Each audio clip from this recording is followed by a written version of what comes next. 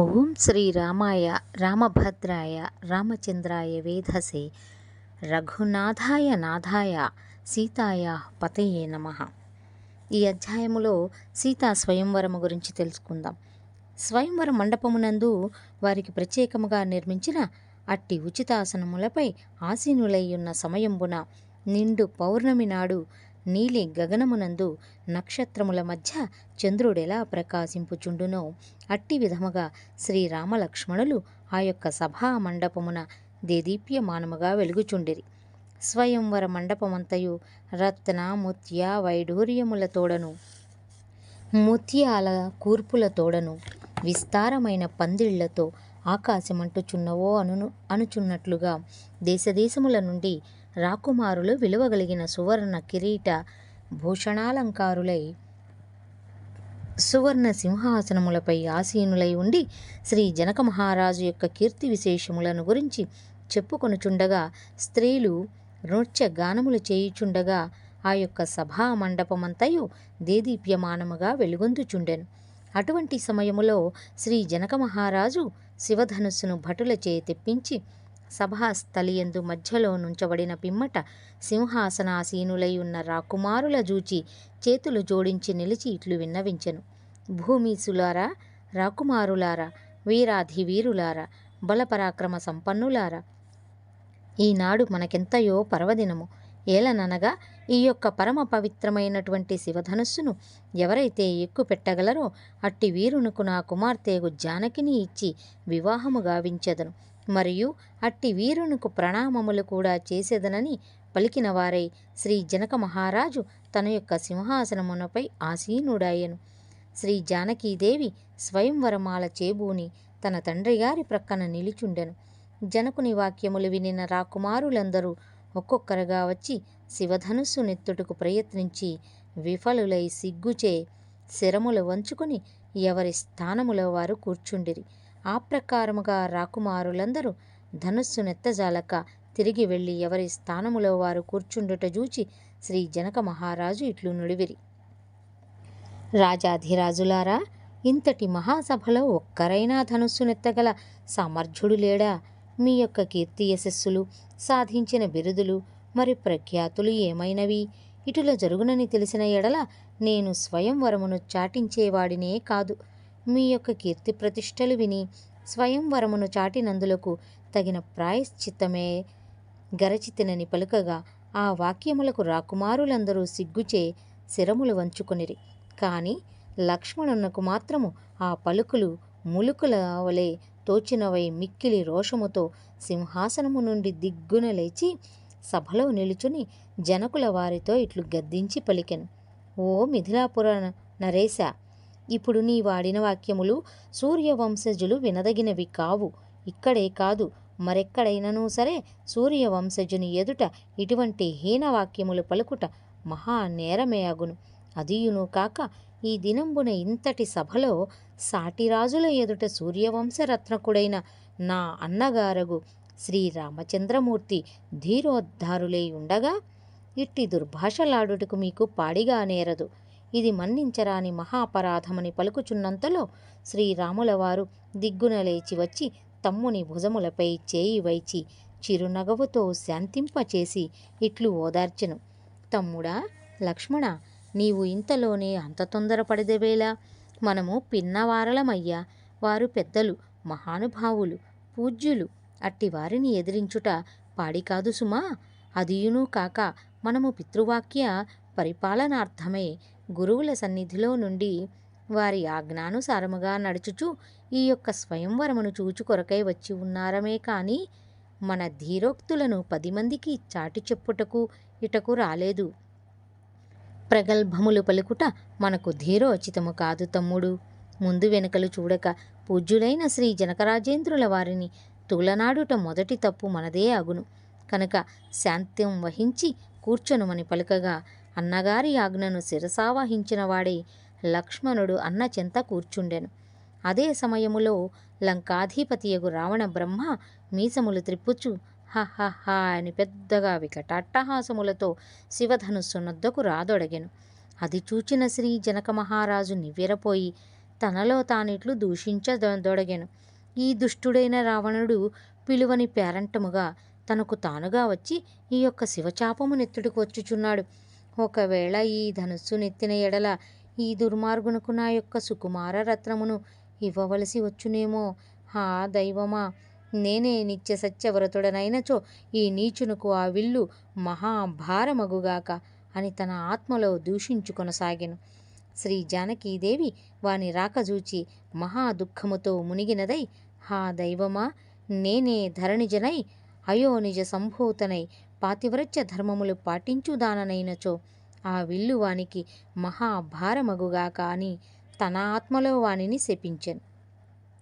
అంతతో దశకంఠ రావణుడు మహాగర్వముతో వింటిని సమీపించి తన యొక్క 20 హస్తముల చేబట్టి ధనుస్సును సగము వరకు పైకెత్తెను. అదిగనిన శ్రీ విశ్వామిత్రుల వారు కోపోద్రిక్తులై తనలో తాను ఇట్లు శపించెను. ఓరి రావణ, నీ యొక్క భుజ బలంబులచే పూజనీయంబగు శివచాపమును సగము వరకు నెత్తితివి. అదే ధనుస్సుతో నీవు బలము చేడి పైన వేసుకుని పడదెవగాక అని శపించుట తోడనే రావణాసురుడు ఆ ధనుస్సును తనపై వేసుకుని వెల్లికిలాబడి అటూ ఇటూ చూడసాగెను. అదిగనిన రాకుమారులందరూ లోలోన నవ్వుకొనసాగిరి. జానకీదేవి వగపు మాని లోలోన సంతసించెను. జనక మహారాజు మహదానంద భరితుడాయెను. అప్పుడు శ్రీ విశ్వామిత్రుల వారు అది గాంచిన వారై శ్రీరామచంద్రుల వారిని ఆశీర్వదించి ఇట్లు వచయించెను. రామచంద్ర, అటు చూడుము, లంకాధిపతియగు రావణుడు పాపము ధనుస్సు నెత్తలేక మీద వేసుకొని పడి దిక్కులు చూస్తున్నాడు. కాన శీఘ్రమే వెళ్ళి ఆ ధనుస్సు నెత్తి వానిని కాపాడుమని పలికిన తోడనే శ్రీరామచంద్రులు లేచి గురువులకు నమస్కరించి ఆశీర్వాదముల నుండి వేట కొరకు గుహ నుండి సింహము వెడలిన చందంబున శివధనుస్సునొద్దకు రాదొడగెను. శ్రీరామచంద్రుల వారి రాకచూచి శ్రీ జానకీదేవి ముసిముసి నగవులతో విజయహారమునలంకరించుటకు సంసిద్ధముగా నుండెను. శ్రీరామచంద్రుల వారును సీతాదేవిని క్రీగంట చూచుచూ ముసిముసి నగవులచే ధనుస్సునొద్దకు వచ్చి ప్రదక్షిణము గావించి వందనములు చేసి ఎడమ చేతితో ధనుస్సును బట్టి పైకెత్తిన తోడనే ధనుస్సు క్రిందనున్న రావణాసురుడు పైకి లేచి సిగ్గుచే తలలు వంచుకొని లంకాపురమునకు ఏగెను. సర్పమును గరుడు బట్టిన చందంబున శ్రీరామచంద్రులు ఆ యొక్క ధనుస్సును వెంట సంధించెను. ధనుస్సును గుండ్రముగా వంచుటచే పెళ్ళున విరిగి పెళ్ళపెళ్ళమను శబ్దము గలిగెను. భూకంపము వచ్చినప్పుడు పర్వతములు ఎట్లు ప్రతిధ్వనించునో, భూమి ఎట్లు కంపరమొందునో అట్టి విధముగా ఆ సభా మంటపమంతయు కంపించిపోయెను. ఇతర స్త్రీ జన పరివారమంతయు మిక్కిలి భయభ్రాంతులై హడలిపోయిరి. ఆ యొక్క శబ్దము ప్రతిధ్వనులు రేగగా మహేంద్ర పర్వతములలో తపము చేసుకొనుచున్న పరశురామునకు వినిపించెను.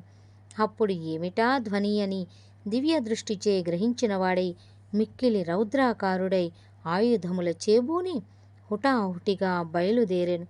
కొంత తడవైన పిమ్మట యాగశాల అంతయు నిశ్శబ్దము నొందెను. రాకుమారులందరూ ఎవరెవరి స్థానములో వారు నిశ్చింతగా కూర్చొని ఉన్న సమయంబున శ్రీ జనక మహారాజు శ్రీ విశ్వామిత్రుల వారితో ఇట్లు పలుకదొడగిరి. తాపసోత్తమా, ఈ దినంబున ఇంతటి అసాధ్యమైన కార్యమును శ్రీరామచంద్రుల వారు ఒక్కరు మాత్రమే సాధించి నా యొక్క ప్రతిన నెరవేర్చి నన్ను ధన్యుని గావించిరి. మరియు ఇటు సూర్యవంశమునకు అటు చంద్రవంశమునకు కూడా ఘనకీర్తి వెలుగులు ప్రసాదించెను. కాన ఓ మహాత్మా, ఇటువంటి మహావీరునకు నా యొక్క సుకుమార గాత్రియగు జానకిని ఇచ్చి వివాహము జరిపించెదను.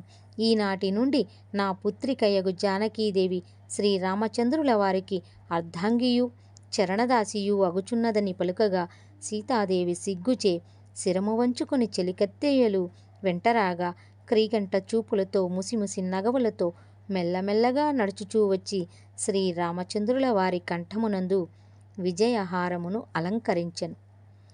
అటువంటి సమయములో ఉగ్రరూపము గలవాడును, విశాల భుజములవాడును, దీర్ఘబాహువులవాడును, బారుగడ్డమువాడును, మెడను జంధ్యము మెరయగా ఒక చేతిలో పరశువును మరొక చేత మహాభారమగు ధనుస్సు చేబూని హాహాకారములు చేయుచు పరశురాముడు ఆ యొక్క సభా మండపమున కరుదించెను. అతని రాక చూచి క్షత్రియులందరూ గడగడ వణికి భయభ్రాంతులైపోయిరి. జ్యేష్ఠమాసమునందు మిట్ట మధ్యాహ్న వేళ సూర్యుని చూచుడికెంత కష్టతరమో ఆ ప్రకారముగా ఉద్రేకముతో వచ్చిన పరశురాముని చూచుటకు రాజపుత్రులకందరికీ అంతటి కష్టతరమాయను. మరియు ఎటుబోటుకు దారిలేక నేత్రములు గట్టిగా మూసుకుని కూర్చుండిరి.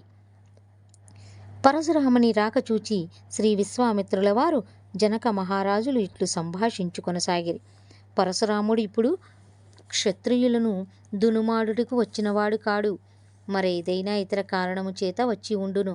ఎందుకనగా తన తండ్రిగారైన జమదగ్ని మహర్షుల వారు శత్రురాజుల చేతిలో మరణముందునప్పుడు 21 మారులు భార్గవుని పిలిచి మరణించెను. తత్కారణముగా పితృరుణము తీర్చుటకై 21 మారులు వెదకి వెదకి క్షత్రియ వంశజుల రూపుమాపి తపము చేసుకొనుటకై మహేంద్రగిరులకు జనెను.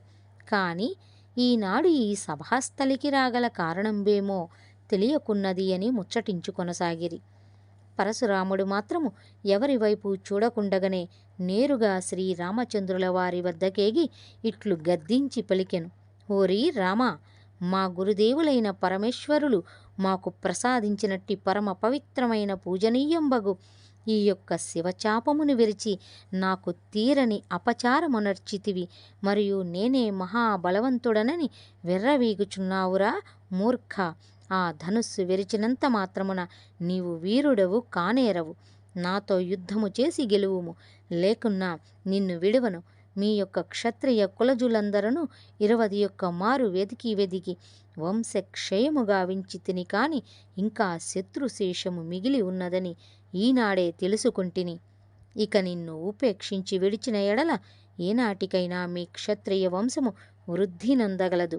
కాన మీ వారినందరను పంపించిన యమపురికి నిన్ను కూడా పంపెదను.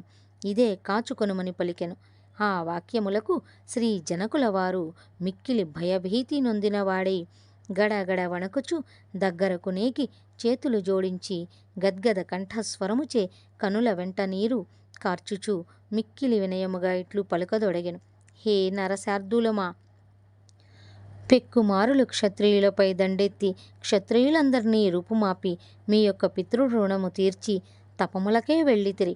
కాని ఈ దినంబున ఇటువంటి శుభ సమయంబున అన్యము పుణ్యము ఎరుగని పసిబాలునపై కసిదీర్చుకొన జూచుట మీ వంటి ధర్మాత్ములకు పాడిగా నేరదు.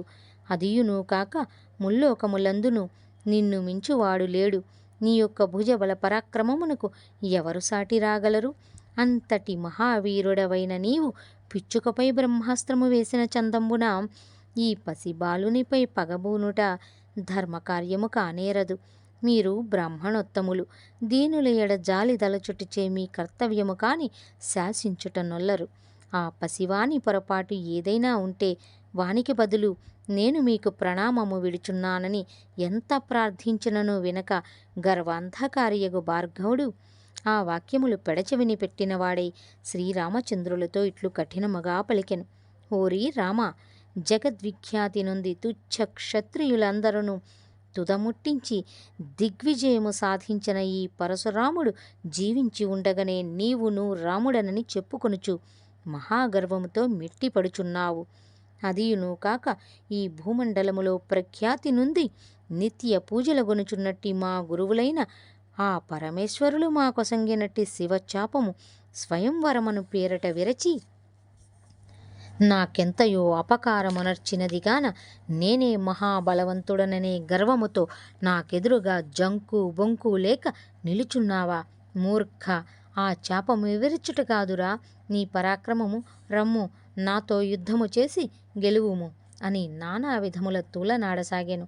ఆ వాక్యములకు శ్రీరామచంద్రుల వారు మిక్కిలి శాంతముతో వినయముగా ఇట్లు వినిపించెను. స్వామి, మీ ఇష్టానుసారముగానే మీతో యుద్ధము చేయుదును. కానీ నేనిప్పుడు పెండ్లి కుమారుడనై ఉన్నాను కనుక నా వద్ద ఆయుధములేమీయూ లేవు. కాన దయచేసి మీరే నాకు ఒక ఆయుధము ప్రసాదించిన ఎడల మీతో యుద్ధము చేయుటకు నాకెలాంటి అభ్యంతరము లేదని పలికిన తోడనే పరశురాముడు వెంటనే తన చేతనున్న మిక్కిలి బరువగు ధనుస్సును శ్రీరామచంద్రులకు నొసంగుచూ ఇట్లు పలికెను.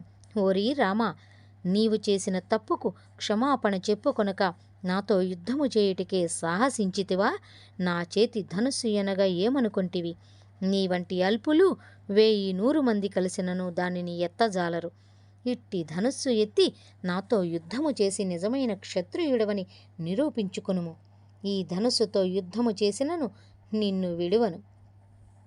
నాతో ద్వంద్వ యుద్ధము చేసి నా యొక్క భుజ స్కంధముల బారి నుండి తప్పించుకొని నిజమైన వీరుడివి అనిపించుకొనుము అని పలుకుచూ ధనుస్సు నందివగా శ్రీరామచంద్రుల వారు చిరునగవుచే ధనుస్సు నందుకొనుచు ధనుస్సుతో పాటు భార్గవుని సత్తువను కూడా తీసుకొనగా శ్రీ పరశురామునకు నిలువెల్ల చెమ్మటలు గ్రమ్మి కండ్లు తిరిగి నాడులు పట్టుదప్పి శరీరమంతయు తిమ్మిరిగలుగగా నిలుచుటకు కూడా శక్తిజాలక బలము చెడి ధరణిపై కూలబడెను. అది గనిన శ్రీరామచంద్రులు ఇట్లు పరశురామునితో భాషించెను. భార్గవా, ఇంత మాత్రమునకే ఇంతటి భీరములేల పలికితివి? మీ తండ్రి గారి పితృరుణము తీర్చు నెపముతో క్షత్రియ వంశములనే నామరూపములు లేకుండా నిర్మూలించితివి. అదియే మహాకార్యమనియు వీరత్వమనియు ఎంచుకొని వెర్రవీగుచుంటివి. తొలి నుంచి నీవు చేసిన ఘనకార్యములేమున్నవి? పితృఆజ్ఞ అని తల్లి శిరమును ఖండించి దానికి ప్రాయశ్చిత్తముగల త్రపములకు ఏగితివి. మళ్ళీ పితృరుణమనే పేరుతో ఏ పాపపుణ్యములెరుగని క్షత్రియ వంశజులను వెతికి 21 మారులు సంహరించి ఆ పాప ఫలితము తీర్చుకొనుటకై వింధ్య పర్వతములకేగితివి. మళ్ళీ ఈనాడు అకారణముగా కల్పించుకొని నా మీదకు దండెత్తి వచ్చితివి. నీవు శుద్ధమైన బ్రాహ్మణ వంశజుడవే కాని శూద్రుని కన్నా హీనముగా ప్రవర్తించితివి. నీవు బ్రాహ్మణుడవన్న జాలిచే విడిచిపుచ్చితిని కాని లేకున్న నిన్ను ఈ క్షణమే హతమార్చి ఉందును. నన్ను నానా దుర్భాషలాడి నాపై లేనిపోని నిందలు మోపి వలదన్ననూ వినక కయ్యములకు కాలు దువ్వితివి. స్వామి, నా మాటలు మీ చెవికి ఎక్కుటలేదా? యుద్ధమునకై వచ్చి విశ్రాంతిగా కూర్చున్నారేమిటి? ఆయుధము కూడా నా కొసంగితిరి కదా, మరి ఎందుకు ఊరకున్నారు? మీరు నా కొసంగిన ఆయుధమును నేను ఎక్కుబెట్టుచున్నాను. ఏది మీ అస్త్ర విద్యా నైపుణ్యత నాకు చూపించండి స్వామి. మల్ల యుద్ధము చేసేదరా లేక అస్త్ర విద్యలే చూపిదరా అని పలుకుచుండగా ఆ వాక్యములకు పరశురాముడు 2 చేతులెత్తి నమస్కరించి ఇట్లు ప్రార్థింపదొడిగెను. దీనదయాకర, ఆర్తశరణ్య, దీనబంధు, శరణు రక్షింపుము. భుజబలము గలవాడననే గర్వాంధకారములో మునిగి కన్ను మిన్ను కానక పరశువుని చేబూని ధర్మము విడనాడి అధర్మవర్తనుడనై క్షత్రియ వంశముల నిర్మూలించిన గర్వముచే మీరు అవతారమూర్తులనియు విష్ణు సంభూతులనియు ధర్మరక్షకులనియు తెలియక ఏదో సామాన్యుడవని ఎంచి మిమ్ము నానా దుర్భాషలాడితిని. ముకుంద, క్షత్రియ సంహారము గావించిన పిమ్మట ఈ భూమి అంతయు మా గురువులైన శ్రీ కశ్యప మహర్షుల వారికి దానమొసంగి నేను మహేంద్ర పర్వతములకేగి తపము చేసుకొనుచున్నాడని కాన నాకు మరణించుటకు కూడా ఇచ్చట స్థానము లేదు. కనుక కరుణించి నన్ను విడిచిపెట్టిన మహేంద్రగిరులకు జని తపంబాచరించుకొందును. ఇక ఈ జన్మలో ఈ ఛాయలకు రాను. మీ కరుణ కటాక్షముచే నాకు అజ్ఞానము తొలగి జ్ఞానోదయమైనదని పలుకగా కరుణామయులైన శ్రీరామచంద్రులు విశ్వరూపము భార్గవునకు చూపగా వెంటనే భార్గవుడు దిగ్గున లేచి సాష్టాంగ దండ ప్రణామములు చేసి మహేంద్ర పర్వతములకు జనెను. పరశురాముడు వెళ్ళగనే శ్రీ జనక మహారాజు అతి సంతోషముగా వచ్చి శ్రీరామచంద్రుల వారిని ఆలింగనము చేసుకొనెను. ఋషులు, మునులు మరియు తపస్సంపన్నులు, క్షత్రియ కుమారులు ఇంకా ఇతర పరివార జనంబులందరూ శ్రీరామచంద్రులకు జై జై అంటూ జయ జయ నాదములు చేయగా ఆ సభా మండపమంతయు ప్రతిధ్వనులు మిన్నుముట్టెను. ఆ ప్రకారముగా అందరూ ఆనందముగా కొంత తడవు గడిపిన పిమ్మట శ్రీ విశ్వామిత్రుల వారు శ్రీ జనక మహారాజులు చూసి ఇట్లు వచించెను. జనకరాజేంద్ర, అనుకోని విధముగా అంతయు శుభమే జరిగినది. స్వయంవర సందర్భముగా దుష్ట పరాభవములు, గర్వభంగములు కూడా జరిగిపోయినవి. మరియు శ్రీ మహావిష్ణు లక్ష్మీ సంభూతులైనటువంటి శ్రీ సీతారాములు స్వయంవరమునందు వారికి వారే ఎన్నుకొని పెద్దల ఆశీర్వాదములకే ఎదురు చూస్తూ ఉన్నారు కాబట్టి శుభస్య శీఘ్రం అనున్నట్లుగా ఇంకా ఆలస్యమెందులకు? వెంటనే అయోధ్యకు శుభలేఖల నంపి శీఘ్రముగా కళ్యాణ మహోత్సవములను నేత్రోత్సాహముగా జరిపింపుడనగా ఆ వాక్యములకు శ్రీ జనక మహారాజు మహదానంద భరితుడై శ్రీ విశ్వామిత్రుల వారి ఆజ్ఞానుసారముగా దశరథుల వారికి శుభలేఖలు రాసి అయోధ్యకు భటుల నంపగా వారు శరవేగములతో వెడలి అడవులు నదులు దాటి 14 దినములలో అయోధ్యకు చేరవచ్చి కొలువుకూటమునందు సింహాసనాసీనుడై ఉన్న శ్రీ దశరథుల వారికి నమస్కరించి శుభలేఖల నందజేసి ఇట్లు విన్నవించిరి. మహారాజా, మిథిలాపుర నరేంద్రులైన శ్రీ జనక మహారాజు వారి పుత్రిక అయిన శ్రీ జానకీదేవికి స్వయంవరము గావించిన వారై శివధనస్సును ఎవరైతే ఎక్కుబెట్టగలరో అట్టి వీరునకు తన కుమార్తెనిచ్చి వివాహము గావించదనని వాగ్దానము చేసిరి. ఆ యొక్క స్వయంవరమును చూచుటకే శ్రీ విశ్వామిత్రుల వారి వెంట వచ్చిన శ్రీరామచంద్రుల వారు ఆ ధనుస్సు నెక్కుబెట్టిరి. అందువలన శ్రీ జానకీదేవిని శ్రీరాముల వారికిచ్చి వివాహము చేయ నిశ్చయించిన వారై మీకు విశ్వామిత్రుల వారి ఆజ్ఞానుసారముగా ఈ శుభలేఖల నంపియున్నారు. కావున మీరు ఆలస్యము చేయక తక్షణమే బయలుదేరి బంధుమిత్ర సపరివార సమేతముగా వశిష్ఠాది మొదలుగా గల మునిగణ జనంబులతో విచ్చేయువలైనని చెప్పి ఉన్నారనగా ఆ వాక్యములకు శ్రీ దశరథుల వారు మిక్కిలి ఆనంద భరితులై అంతఃపురమునకేగి ఈ శుభవార్తను తన యొక్క మహారాణులకు నెరిగించెను. శ్రీ దశరథుల వారు మిక్కిలి ఆనంద పరవశులై మంత్రులను పిలిచి వృత్తాంతమంతయు నెరిగించి ఇట్లు ఆజ్ఞాపించెను. మంత్రివర్య, రేపు ఉదయముననే మనమంతా మిథిలకు ప్రయాణముగా అవలేను. కావున తక్షణమే కావలసిన సౌకర్యములన్నీయు సిద్ధము చేయించుడు. మరియు రథ గజ తురగ సైన్య బంధుమిత్ర స్వపరివార సహితముగా సిద్ధము చేయుడు. ముందుగా నేను వశిష్ఠ కశ్యప మార్కండేయ భృగు చ్యవన కాత్యాయ వామ మరియు నా యొక్క ఆప్తమిత్రుడైన లోమపాదుల వారును శ్రీ ఋష్యశృంగుల వారితో సహా కలిసి వెంటనే బయలుదేరి మిథిలాపురికి నేగెదను. ఆ వెనుక మీరు మన వారినందరూ వెంట నిడుకొని త్వరితముగా రండని పలుకగా శ్రీ దశరథుల వారి ఆజ్ఞానుసారముగా అంతయు సంసిద్ధము గావించిరి. మరుసటి ప్రాతకాలమున 3వ జాముననే లేచి శ్రీ దశరథ మహారాజు ఋషి ముని తపసోత్తమ విప్రవర్యులు మరియు కొంత సైన్య సపరివారములతో కలిసి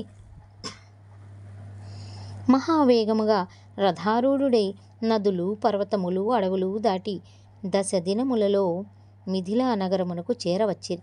శ్రీ దశరథుల వారు మిథిలాపుర నగర ద్వారము వద్దకు సమీపించగనే శ్రీ జనక మహారాజుయు ఆయన తమ్ముడు కుశధ్వజ మహారాజుయును మరియు మంత్రి సామంతులు సపరివార సమేతముగా ఎదురేగిన వారై ఘనమైన స్వాగతములతో జయ జయ నాదములతో అనేక విధముల నృత్య గానములతో విశ్రాంతిశాలకు తోడి తెచ్చిన వారై షడ్రసోపేతముగా విందులు గావించి వారిని అనేకముగా కొనియాడిరి. ఎవరెవరి స్థానములో వారు కూర్చున్న పిమ్మట శ్రీ జనక కుశధ్వజులు ఈ ప్రకారముగా దశరథుల వారితో ముచ్చటింపసాగిరి. దశరథ మహారాజా, మీ రాకతో మా నగరమంతయు పావనంబాయెను. నేడు మా భాగ్యవశము మీ చేతనే మీతో వియ్యము జరుగుచున్నది. మా అదృష్టమునకు అంతులేదు. మా జన్మ తరించినది. మీ వంటి ధర్మపాలకులైన ఇక్ష్వాకు వంశజులతో వియ్యమందుట వలన మా వంశమే పావనంబాయనని అనేకముగా కొనియాడిరి. ఆనాడు అందరును మహదానందముగా కాలక్షేపము గావించిరి. మరునాడు శ్రీ సూర్యవంశకుల గురువులైనటువంటి శ్రీ వశిష్ఠ మహర్షుల వారు శ్రీ జనక మహారాజుతో ఇట్లు భాషింపదొడంగిన. జనకరాజేంద్ర, సూర్యచంద్ర వంశములు వియ్యమందుకొనుచుండగా నాకెంతో మహదానందముగా ఉన్నది కాన వియ్యమందుకొనే ముందుగా మీరిద్దరూ మీ యొక్క వంశవర్ణనములు ఒకరికొకరు తెలుపుకొనుట మంచిది. నా యొక్క ప్రియ శిష్యులకు దశరథుల వారి ఇనకుల వంశమును గురించి నేను ముందుగా మీకు వివరించెదను. ఆ పిమ్మట మీరు మీ యొక్క చంద్రవంశమును గురించి దశరథుల వారికి విన్నవించుడని పలికిన వారై సూర్యవంశములో మొదటివాడైన శ్రీ మనుమహారాజు మొదలుకొని దశరథపుత్రులైన శ్రీరామచంద్రుల వారి జననముల వరకు పూసగుర్చు విధంబుగా సంపూర్ణముగా వివరించెను. ఆ పిమ్మట శ్రీ జనక మహారాజు అంతయు శ్రద్ధగా ఆలకించిన వారై తన యొక్క చంద్రవంశ వర్ణనమును ఈ విధముగా వర్ణింపసాగెను. తాపసోత్తమ, మా యొక్క చంద్రవంశములో ముల్లోకములను కూడా జయించే శక్తిశాలియు కీర్తిశాలియునై చంద్రవంశమునకే మొదటి వాడగు శ్రీ నిమా మహారాజు, ఆయన కుమారుడు నందివర్ధనుడు, ఆయన కుమారుడు మహావీర, ఆయన యొక్క వీరత్వమునకు భూమండలమంతయు ఖ్యాతిగాంచెను. ఆయన కుమారుడు సుధుతానుడు శ్రీ దుష్టకేతు మహారాజు, ఆయన కుమారుడు శ్రీ మరుమహారాజు, ఆయన కుమారుడు శ్రీ పతీంద్రక మహారాజు, ఆయన కుమారుడు దేవమేధనుడు, ఆయన కుమారుడు శ్రీ విబుద్ధ మహారాజు, ఆయన కుమారుడు శ్రీ మహిగ్రగు మహారాజు, ఆయన కుమారుడు శ్రీ కీర్తిరథ మహారాజు, ఆయన కుమారుడు మహారోమకుడు, ఆయన కుమారుడు స్వర్ణరోమకుడు, ఆయన కుమారుడు హృస్వరోమకుడు. ఆయనకు 2 కుమారులు కలిగిరి. వారిలో పెద్దవాడిని నేను, రెండవవాడు నా ప్రియ సోదరుడైన కుశధ్వజుడు. నా చిన్న వయస్సుననే మా తండ్రిగారు మా తమ్ముని నాకప్పగించి వారు స్వర్గస్థులైరి. మా తండ్రిగారు కాలము చేసిన పిమ్మట నేను ఈ యొక్క మిథిలా నగర సింహాసనమును ఎక్కి మీ వంటి పెద్దల ఆశీర్వచనములచే ఎట్టి ఆటంకములు రాకుండా రాజ్యపాలన చేయుచుంటిని. మహాత్మా, ఇట్లుండగా ఒకనాటి సమయంబున శంకాయపురి యొక్క ప్రభువైన సుధాన్యనుడు అకస్మాత్తుగా తన సేనలతో కూడి నా యొక్క మిథిలా నగరముపై దండెత్తి వచ్చెను. మరియు ఈ ప్రకారముగా రాసిన లేఖనిచ్చి రాయబారమును కూడా పంపెను. ఆ పత్రమునందు ఇలా రాసి ఉన్నది: మిథిలాపుర నరేశ, దేవతలచే పూజింపబడినదై నీ వద్ద నిత్య పూజలందుకొనుచున్న శివధనుస్సును, అందాల రాశియగు నీ పుత్రికైన శ్రీ జానకీదేవిని వెంటనే నాకప్పగించి శరణుజొచ్చకున్న నిన్ను నీ రాజ్యమును సర్వనాశనము గావించి నేను గొనిపోయేదనని సందేశమును తెలుపగా నేను దానికి అంగీకరించగా సుధాన్యనుడితో పోరు సాగించి వానిని పరలోకమున కంపితిని. తాపసోత్తమ, సుధాన్యనుడు మరణమొందగనే వాని యొక్క శంకాయపురమునకు నా సహోదరుడైన కుశధ్వజుని ప్రభువుగా చేసి తిని. ఇడుగో నా చెంతనే కూర్చుని ఉన్నాడు. ఇతనే నా యొక్క ప్రియ అనుంగు సహోదరుడు కుశధ్వజుడు.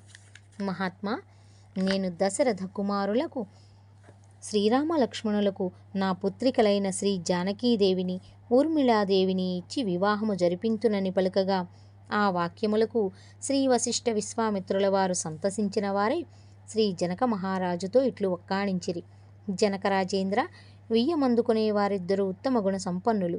నిజముగా ఇట్టి సంబంధమే ఉత్తమమైన అనుబంధము కాన, ఓ జనకరాజేంద్ర, ఏ ప్రకారముగా నీవు సూర్యవంశరత్నములతో వియ్యమందుకొనుచున్నావో అదే ప్రకారముగా నీ సహోదరుడైన కుశధ్వజునకు కూడా వారితో వియ్యమందుకునే భాగ్యము కలుగచేయుము.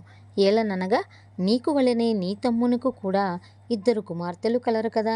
శ్రీ దశరథుల వారికి 4 సుపుత్రారత్నములు కలరు కనుక శ్రీరామ లక్ష్మణులకు నీ పుత్రికలైన జానకి ఊర్మిళలను, భరత శత్రుఘ్నులకు నీ తమ్ముని కుమార్తెలైన మాండవి శృతకీర్తులను ఇచ్చి వివాహము గావించిన ఎడల మాకు చాలా ఆనందదాయకముగా ఉండగలదని పలుకగా ఆ వాక్యములు శ్రీ జనక మహారాజు మహదానంద భరితుడై ఇట్లు విన్నవించుకొనెను: తాపసోత్తములారా, నేడు మా భాగ్యవశమున ఇట్టి పరమ పవిత్రమైన సంబంధము మాకు లభించినది.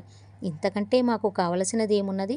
మా యొక్క పుత్రికామణులను 4 దశరథ సుపుత్రారత్నములకు ఇచ్చి మీ ఆజ్ఞ మేరకు వివాహము జరిపించెదము. ఈ వాక్యములో ఏమాత్రము సందేహము లేదు. ఇక మీ ఆజ్ఞను అనుసరించి వియ్యమందుకునే దశరథుల వారి ఇష్టప్రకారము నేను సర్వదా సంసిద్ధుడనై ఉన్నాను అని పలకగా శ్రీ దశరథ మహారాజు ఆ వాక్యములకు పరమానంద భరితుడై జనక మహారాజుతో ఇట్లు ముచ్చటింపసాగిరి: మిథిలాపుర నరేశ, నా యొక్క భాగ్యవశముచే మీ వంటి ఉత్తమ గుణ సంపన్నుల యొక్క సంబంధ ప్రాప్తి నాకు కలిగినది. మీకు సదా శుభము కలుగుగాక. మీరు నాకు చేసిన మహోపకారమునకు నేనెంతో ధన్యుడనైతిని.